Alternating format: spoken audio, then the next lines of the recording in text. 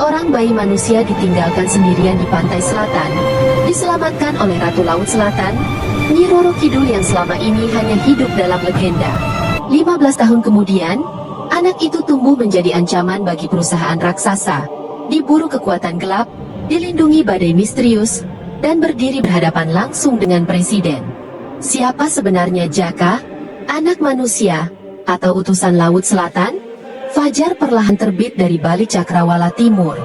Cahaya pagi menyapu Laut Selatan dengan warna jingga keemasan yang lembut, seolah menari di atas ombak yang bergulung tenang. Angin laut berembus membawa aroma asin yang khas, sementara camar-camar melayang rendah, menyambut datangnya hari baru. Segalanya tampak damai, indah, dan sempurna. Namun di balik keheningan pagi itu, terselip sesuatu yang tidak seharusnya ada.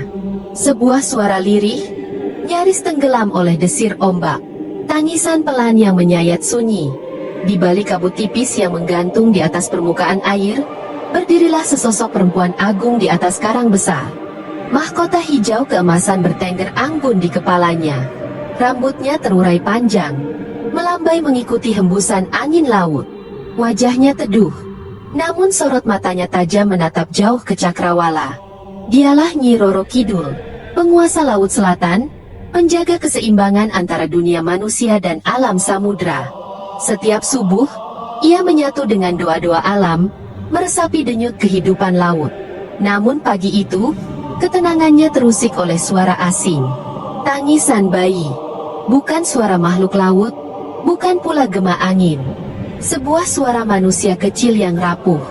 Dengan langkah ringan namun penuh wibawa, Nyi Roro Kidul bergerak menuju asal suara. Ia menyusuri garis pantai, tempat pasir basah bersentuhan dengan buih ombak.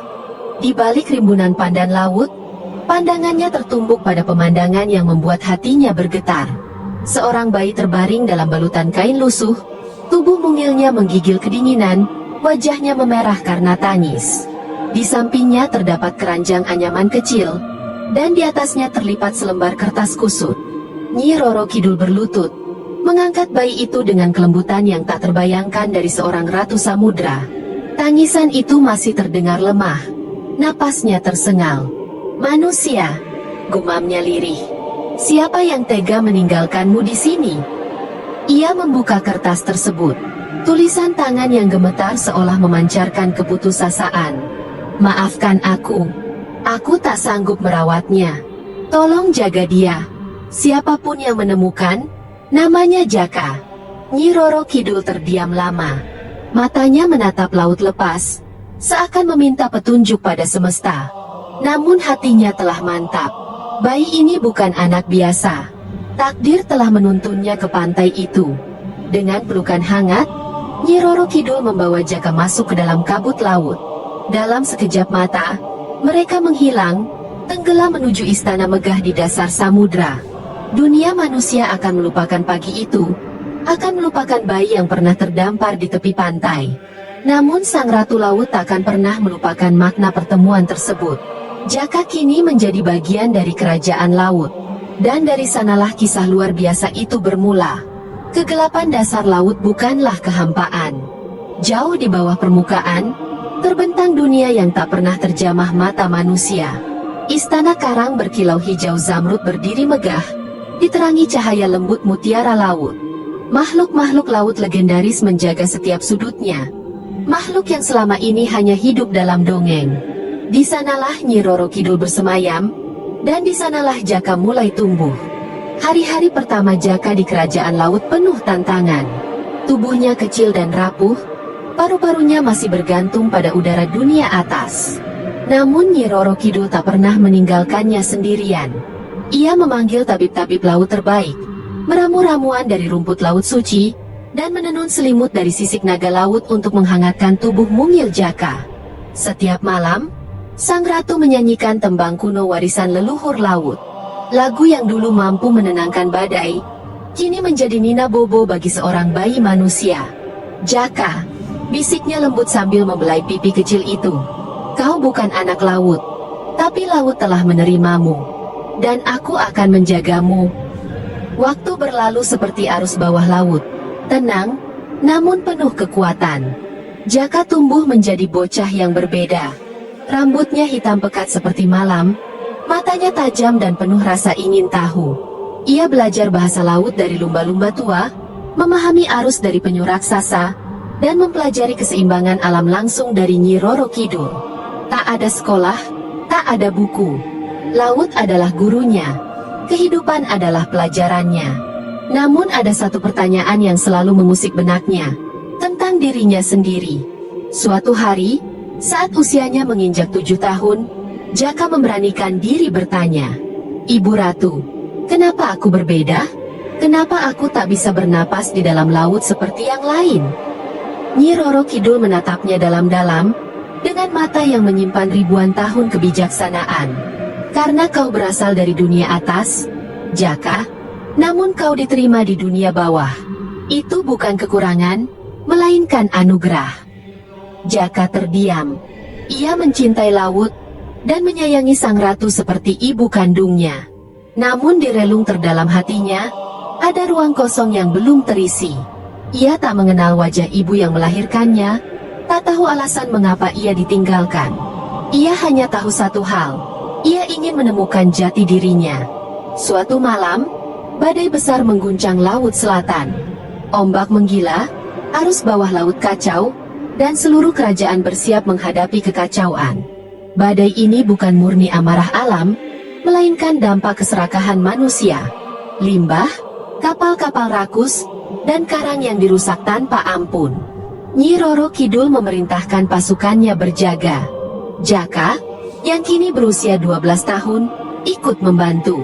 Meski bukan prajurit, ia menyelamatkan anak-anak ikan, memindahkan karang yang rusak, dan menenangkan makhluk laut yang ketakutan.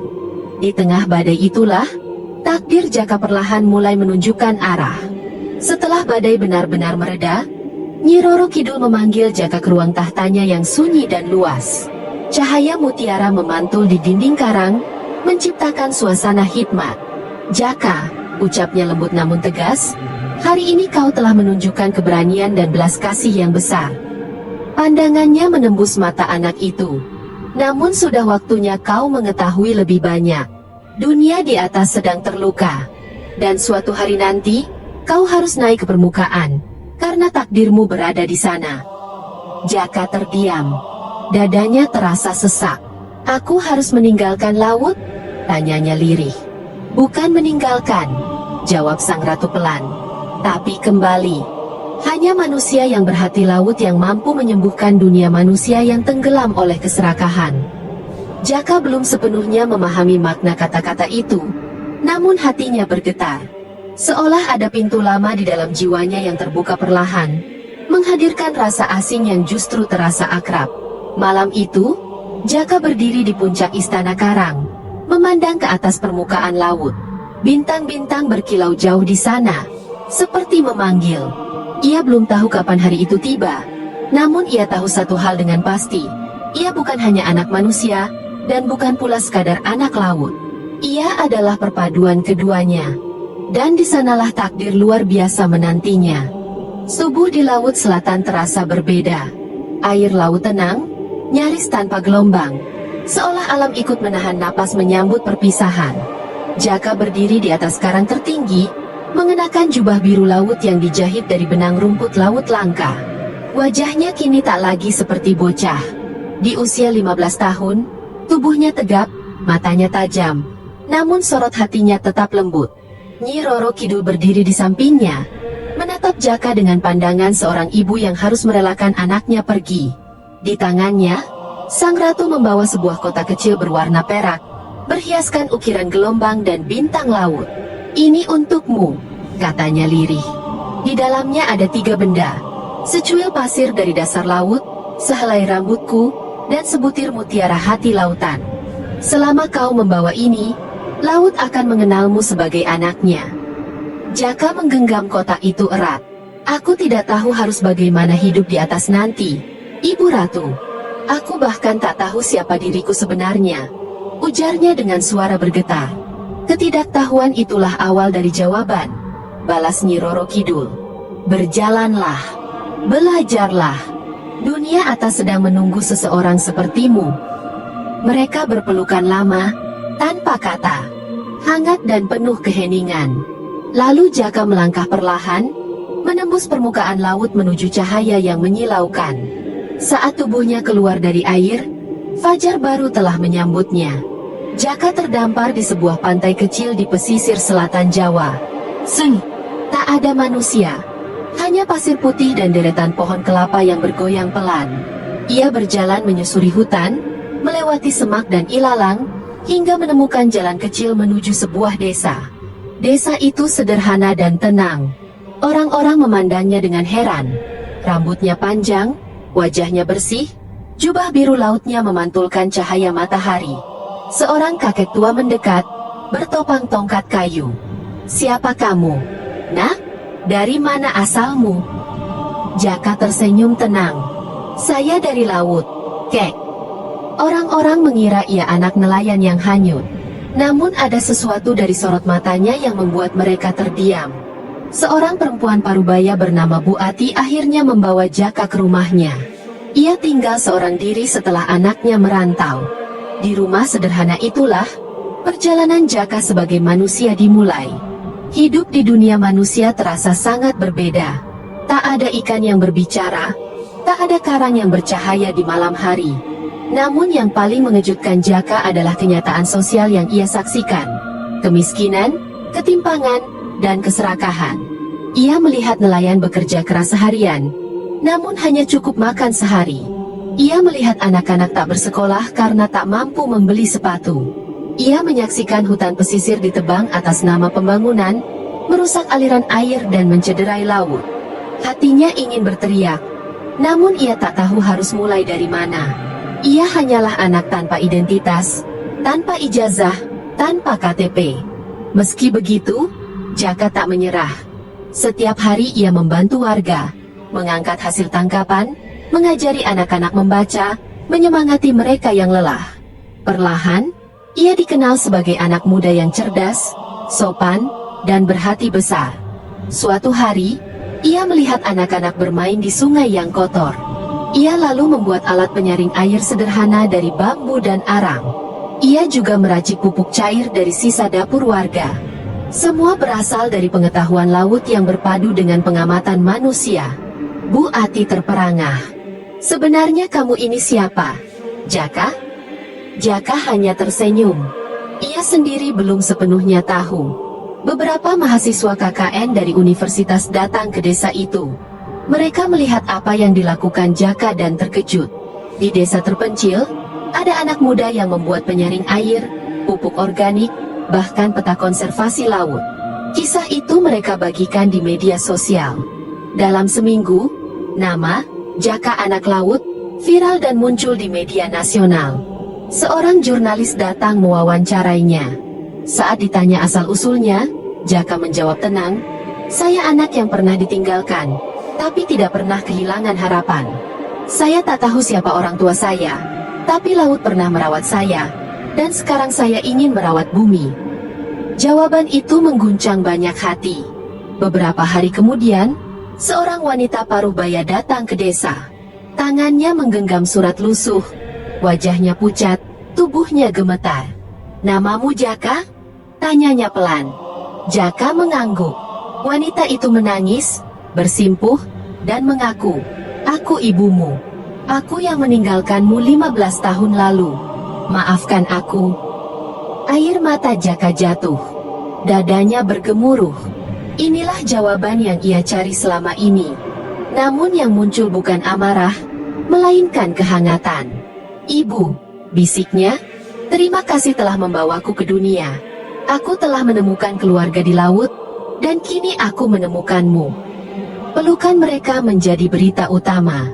Bukan karena sensasi, melainkan karena harapan, bahwa luka bisa disembuhkan, dan cinta selalu bisa tumbuh kembali, bahkan dari keputusasaan terdalam.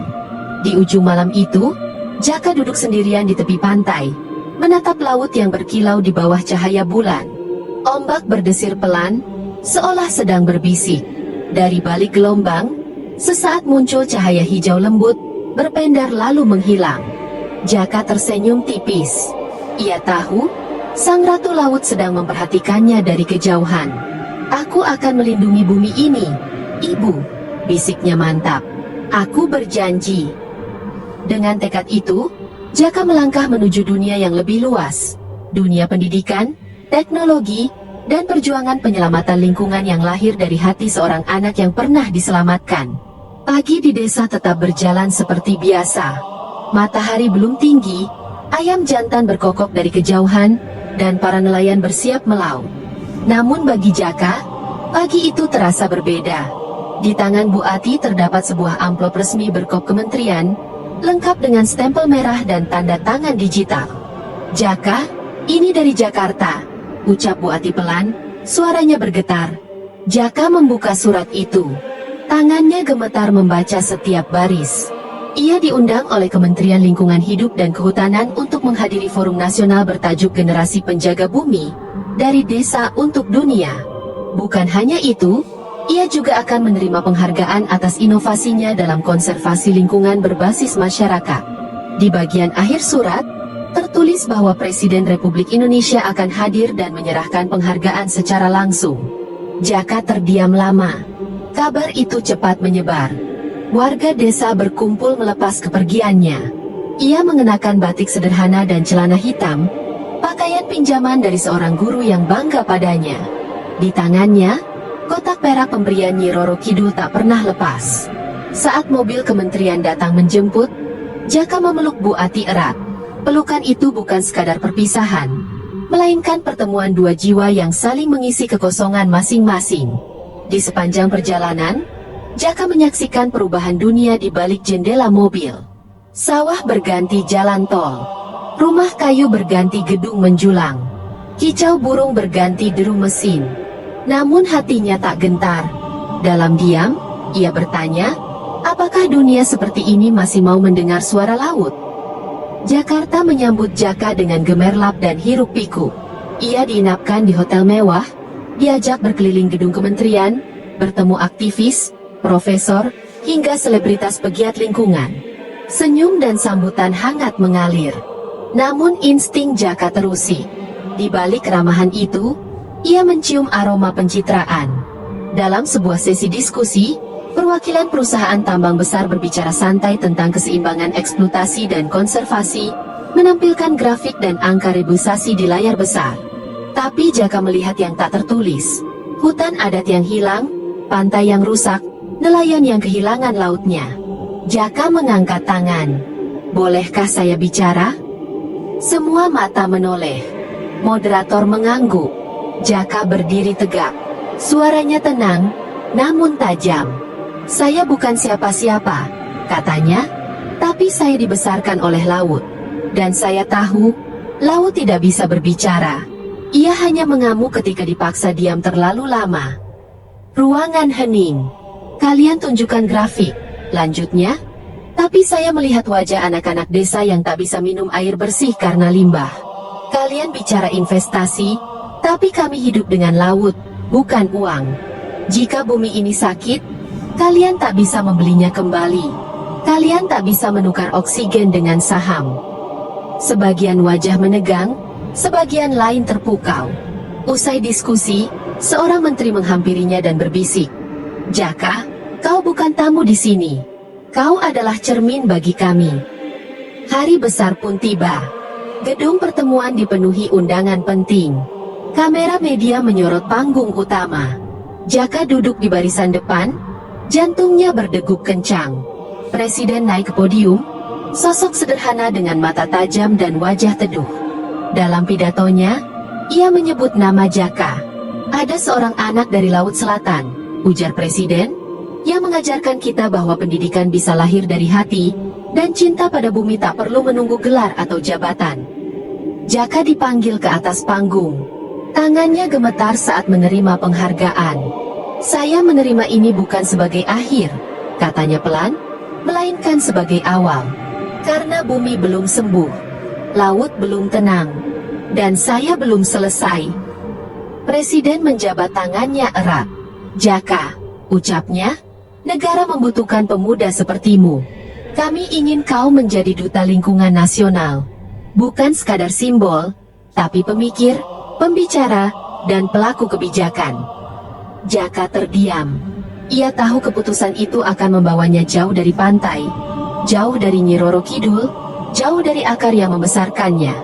Namun suara hati yang ditempa ombak dan badai berbisik, mungkin inilah saatnya laut berbicara lewat mulut manusia. Malam itu, Jaka duduk di balkon hotel, menatap langit Jakarta yang tertutup polusi. Ia membuka kotak perak itu. Mutiara hati laut berkilau redup, seolah menunggu jawaban. Jaka memejamkan mata, dan seperti biasa, suara Nyi Roro Kidul hadir dalam keheningan. Jaka, kau bukan hanya anakku, kau anak bumi. Dan bumi sedang memanggilmu. Jika kau harus pergi, pergilah. Tapi jangan lupakan siapa yang menyelamatkanmu saat dunia membuangmu. Air mata Jaka jatuh. Bukan karena takut, melainkan karena ia tahu, perjuangan sejati baru saja dimulai. Jaka menerima tugas sebagai duta lingkungan, namun menolak mobil dinas. Ia memilih berkeliling Indonesia dengan kapal laut. Ia mengajar, mendengar, dan membangun bersama masyarakat pesisir. Di setiap forum, ia selalu membuka dengan kalimat yang sama. Saya anak yang pernah ditinggalkan di pantai. Hari ini, saya datang untuk mendengarkan suara kalian, suara bumi. Dan kisah Jaka terus mengalir, seperti laut yang tak pernah tidur. Namun langit Indonesia belum sepenuhnya cerah. Di balik penghargaan dan sambutan hangat, awan gelap mulai menggantung. Tak semua pihak senang dengan kehadirannya. Bagi sebagian orang, Jaka bukan harapan, melainkan ancaman. Duri kecil yang mengganggu kenyamanan bisnis raksasa bernilai ratusan miliar, yang selama ini bermain aman di wilayah abu-abu hukum. Dan dari sanalah, ujian Jaka yang paling berat perlahan mulai menampakkan diri. Suatu malam, Jaka baru saja menyelesaikan kegiatan edukasi lingkungan di sebuah kampung nelayan di Kalimantan Timur. Hari itu panjang dan melelahkan. Ia menginap di sebuah rumah panggung sederhana berdinding kayu, menghadap langsung ke laut. Saat hendak beristirahat, Jaka membuka jendela untuk menikmati angin malam. Namun pandangannya tiba-tiba tertahan. Di kejauhan, di ujung dermaga yang remang, dua orang asing berpakaian gelap berdiri diam, menatap ke arahnya tanpa bergerak. Tatapan itu dingin, tidak wajar. Jaka menutup jendela perlahan. Nalurinya mulai memberi peringatan. Keesokan paginya, keganjilan itu terjawab. Perahu milik warga yang biasa digunakan Jaka untuk berkeliling kampung ditemukan rusak parah. Balok kayu di bagian bawah kapal patah, bekasnya kasar, seolah sengaja dihantam benda keras. Bukan kerusakan karena ombak. Jaka terdiam lama menatap perahu itu. Ia mulai paham, langkahnya kini diawasi. Seminggu berselang, sebuah pesan masuk ke ponselnya, tanpa nama pengirim. Singkat, dingin, dan mengancam. Kamu terlalu banyak bicara. Pergi sebelum kami membuatmu diam selamanya. Jaka tidak gentar, namun ia tahu ini bukan gertakan kosong. Bersama para relawan, ia melakukan penelusuran kecil. Dari sanalah ia mengetahui bahwa kampanye-kampanyenya mulai mengganggu proyek besar. Sebuah perusahaan multinasional penambangan pasir laut yang mengincar wilayah konservasi pesisir, wilayah yang selama ini ia dampingi. Perusahaan itu memiliki jaringan luas, pengusaha, politikus, bahkan oknum aparat. Mereka menuduh Jaka memprovokasi masyarakat agar menolak izin tambang.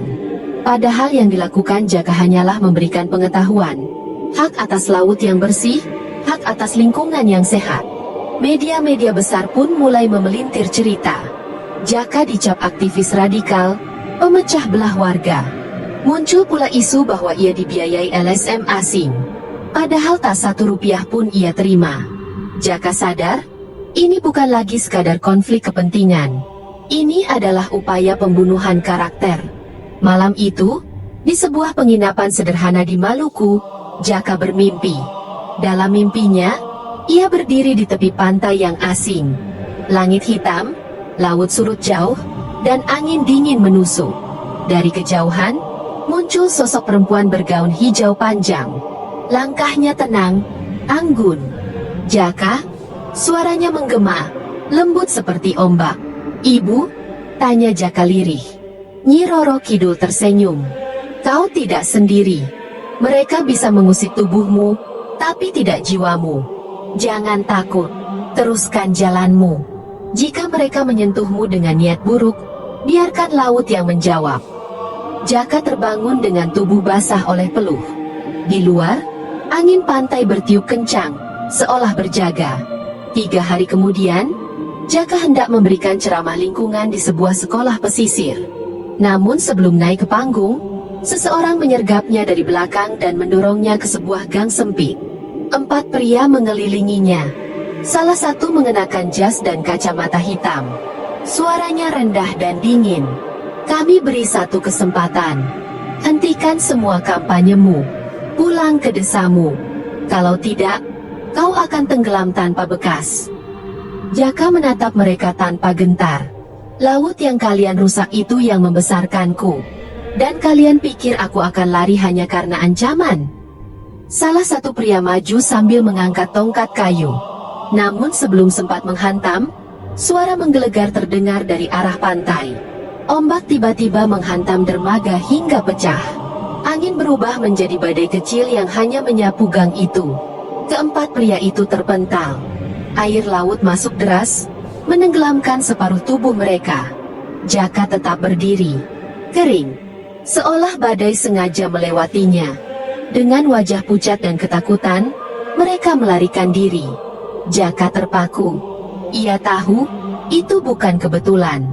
Keesokan harinya, telepon dari Istana Negara masuk. Jaka diundang secara resmi untuk bertemu langsung. Di sana ia duduk berhadapan dengan Presiden dan beberapa menteri yang peduli lingkungan. Presiden membuka pembicaraan. Kami tahu siapa yang bermain. Tapi melawan mereka butuh strategi dan perlindungan politik. Kami ingin kau tetap di lapangan. Mulai hari ini, semua langkahmu akan kami lindungi. Kami akan membentuk Satgas Khusus Penyelamatan Lingkungan Pesisir. Dan kau yang memimpinnya. Jaka terkejut. Ia hanyalah anak pantai. Namun kini negara mempercayainya memimpin gerakan nasional. Ia menunduk hormat.